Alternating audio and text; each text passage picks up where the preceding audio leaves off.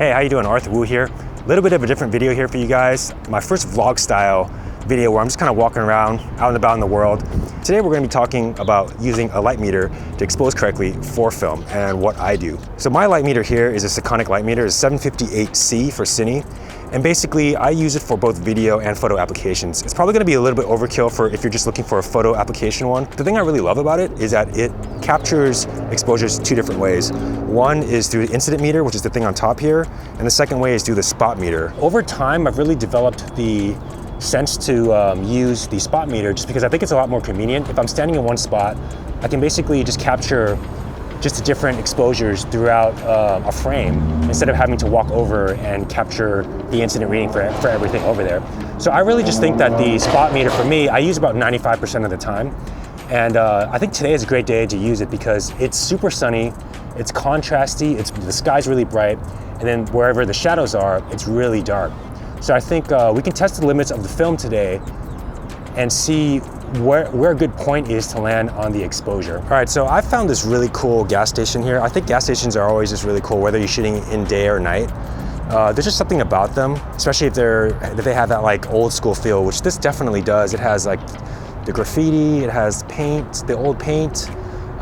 It's just like a really cool looking thing, you know. We'll try to do it a little bit of justice here. I don't really know how that's going to turn out, but I just want to start by metering and trying to figure out like where the exposure is. My camera has a maximum shutter speed of 1/500 seconds, so I'm going to have to stop down a lot, I think, just depending on where the light is reading in the scene.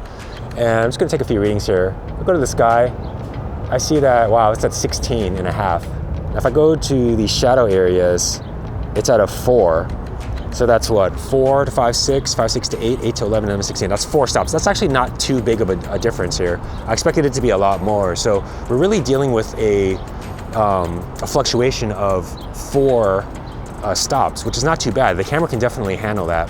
Now, I think I might shoot just to kind of get a couple of different shots here. I think I'm gonna shoot and, you know, they say to meter for the shadows when you are when you're shooting in sunlight, just so that you make sure you protect your shadows. All right, so this is one of the angles I got right here. What I remembered was that people recommend going either 1 to 1.5 stops over, at least from what I've seen on YouTube and people's recommendations, of overexposing film, because it can take a little bit more of the highlights and you really want to protect for those shadows. So instead of doing 400 ISO on my light meter, I did 200. And then my settings were set accordingly. I had 125th shutter and about a 5.6 on the aperture.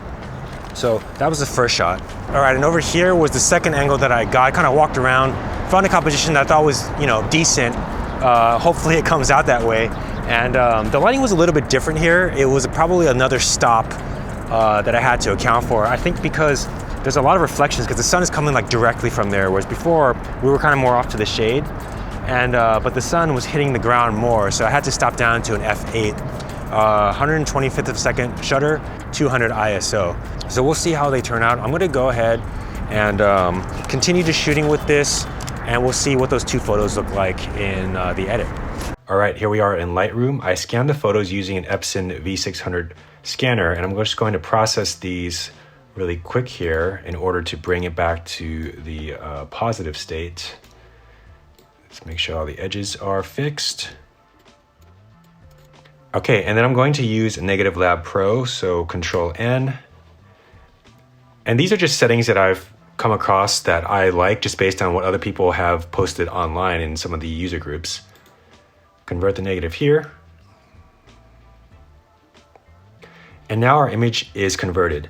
So you'll notice here that from just a pure exposure perspective, it looks pretty good. So we can talk about the colors a little bit later, but strictly out of camera, this is what we have here. You can see that you know, the sky is still visible and there's still information in some of the shadow areas here. I'm noticing this big flare here, and that's one of the disadvantages I think of shooting with a rangefinder, is that the rangefinder actually didn't show any flaring at all, but the lens was capturing it. So, you know, that's just one thing that I guess I have to look out for in the future. We overexposed by 1 stop again, and everything seems to be within the realm of acceptable. So I guess just from a perspective of overall exposure, I kind of like what the one-stop overexposure is doing for a Portra 400. Now, there are many other things you can do with Negative Lab Pro. So here, if I wanted to change the type of curve I'm doing, the sky is the limit in terms of editing. I think what I like to do is, once I'm happy with just the general overall exposure here, I'm just going to just give it a little bit of sharpening, and I'm going to make a copy so that it basically creates another version of this within Lightroom. And then from here, after it creates the copy in Lightroom, then I can use all the sliders as normal. So I can add more contrast if I wanted to. Let's get some more shadow detail out from the shadows. We can push the shadows up a little bit. Maybe we can lower the highlights a bit. Or let's maybe push it up, and we'll turn the blacks down and the whites up here. And I'm just going to spend some time editing this. Maybe it's a little magenta. It feels a little magenta, so I'm going to add a little bit more green in. I'm going to put the exposure down a little bit. It's a little bright for my taste.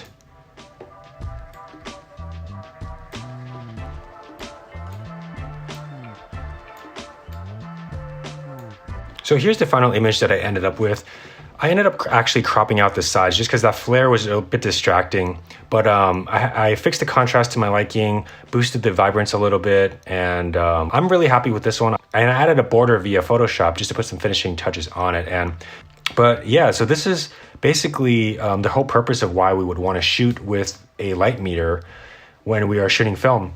So the practice of overexposing by one stop, I think, was really helpful. And then metering for the shadows on a sunny day, that actually helped save some of the shadows. And I think it turned out really nice. The base image turned out great. And then I could edit it as much as I want, having the full information on the image. Even if I'm going to boost the contrast a little bit, it's always nice to have that extra information there. So hope you guys enjoyed this particular video. I will be back next with exposing without a light meter. All right, I'll talk to you soon. Peace.